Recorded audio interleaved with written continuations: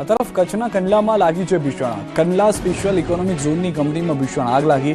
એકાએક આગ ભભૂકી ઉઠતા અફરાતફરી મચી ગઈ. ફાયર બ્રિગેડની ટીમ દ્વારા આગને કાબૂમાં લેવાની કાર્યવાહી. કાઝીઝ પ્રશાસન ચોક્કસ કઈ કંપનીમાં આગ લાગી છે તેની વિગતો આપવામાં અસમર્થ છે.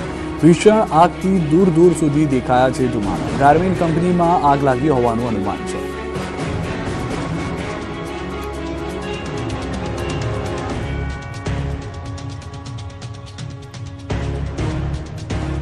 સુરતમાં આગ એટલી હદે ફેલાઈ ગઈ કે સતત બીજા દિવસે પણ બેકાબુ બની. આગ ઓલાવવા 10 ગાડીઓ મથી રહી છે. સુરતની ખજોદ ડમ્પિંગ સાઇટ પર સતત બીજા દિવસે પણ કચરામાં લાગેલી આગ બુઝાતી નથી. સુરતના ખજોદ ડમ્પિંગ સાઇટ પર લાગેલી ભીષણ આગ બીજા દિવસે પણ યથાવત રહી. જ્યારે ફાયર બ્રિગેડની 10 ગાડીઓ દ્વારા સતત પાણીનો મારો ચાલુ હોવા છતાં આગ સંપૂર્ણ કાબૂમાં આવી નથી અને અત્યાર સુધીમાં અંદાજે 11 લાખ લીટર પાણી વપરાયું છે. જ્યારે આગ કાબૂમાં આવતા હજુ 24 કલાકથી વધુ સમય લાગી શકે તેવી શક્યતા વ્યક્ત કરવામાં આવી છે. ઘટનાને લઈને કોંગ્રેસના સુરત શહેર પ્રમુખ વિપુલ ઉધનાવાલાએ આક્ષેપ કર્યો છે કે આગ સ્વાભાવિક નહીં પરંતુ ષડયંત્રપૂર્વક લગાવવામાં આવી હોઈ શકે છે અને કચરા નિકાલના કોન્ટ્રાક્ટરમાં ભ્રષ્ટાચારને ઢાંકવાનો પ્રયાસ ગણાવી ઉચ્ચ સ્તરીય સ્વતંત્ર તપાસની માંગ કરી છે. બીજી તરફ આગના કારણે ફેલાતા ધુમાડાના કારણે સ્થાનિકોમાં ભય અને રોષનો માહોલ છે. મહત્વનું છે કે લગભગ 50 દિવસ પહેલા પણ આ સાઇટ પર આગ લાગી હતી પરંતુ તે ઘટનાનો અત્યાર સુધી કોઈ સત્તાવાર રિપોર્ટ જાહેર થયો નથી. આવી સ્થિતિમાં ફરી આગ લાગવી અનેક સવાલો ઊભા કરે છે અને સમગ્ર ઘટનાની પારદર્શક તપાસ જરૂરી બનાવે છે.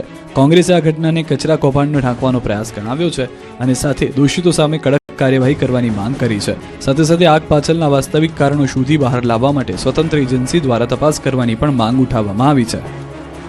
અમદાવાદમાં અલગ અલગ અકસ્માતના 2 બનાવ. જમાલપુરમાં પૂર ઝડપે સ્કોર્પિયો ફૂટપાથ પર ચડી ગઈ. અમદાવાદના જમાલપુર અને નવરંગપુરામાં અકસ્માતની ઘટનાઓ બની. જમાલપુરમાં સ્કોર્પિયો ચાલકે કાર ફૂટપાથ પર ચડાવી દીધી તો આ તરફ નવરંગપુરામાં બુલેટ ચાલકે એક્ટિવાને ટક્કર મારી.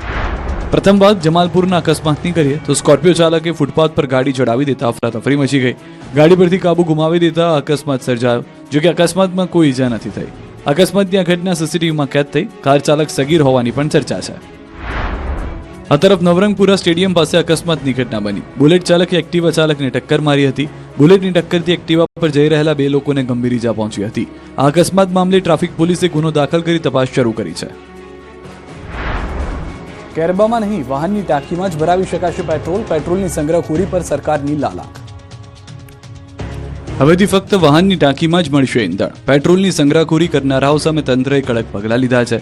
પેટ્રોલ ડીઝલ ખૂટી પડવાની અફવા વચ્ચે મોટી સંખ્યામાં નાગરિકોએ પેટ્રોલ પંપ પર લાઈનો લગાવી છે. ત્યારે રાજ્ય સરકારે પેટ્રોલ ડીઝલ મુદ્દે મહત્વની જાહેરાત કરી છે. રાજ્ય સરકારે ઇંધણ કટોકટીની અફવા વચ્ચે પરિપત્ર જાહેર કર્યો છે કે ઇંધણ ફક્ત વાહનોની ટાંકીમાં જ પુરાવાનું રહેશે. તેને બેરલ કે બીજા કોઈ પાત્રમાં વેચી નહીં શકાય. આમ જો તમે કોઈ બોટલ કે કેરબો લઈને ગયા તો તેમાં પણ ઇંધણ ભરી નહીં શકાય. આ ઉપરાંત જો પેટ્રોલ ડીઝલની કૃત્રિમ અછત સર્જવામાં આવી અને તેની સંગ્રહખોરી કરવામાં આવી તો તેની સામે કાર્યવાહી કરવામાં આવશે. સરકારના પરિપત્ર પ્રમાણે ખેડૂતોને બેરલમાં વધુમાં વધુ 200 લીટર ઇંધણ લેવાની છૂટ આપવામાં આવી છે. જ્યારે ટેલિકોમ કંપનીઓને મોબાઈલ ટાવર માટે 1000 લીટર સુધી ડીઝલ લેવાની મંજૂરી આપવામાં આવી છે.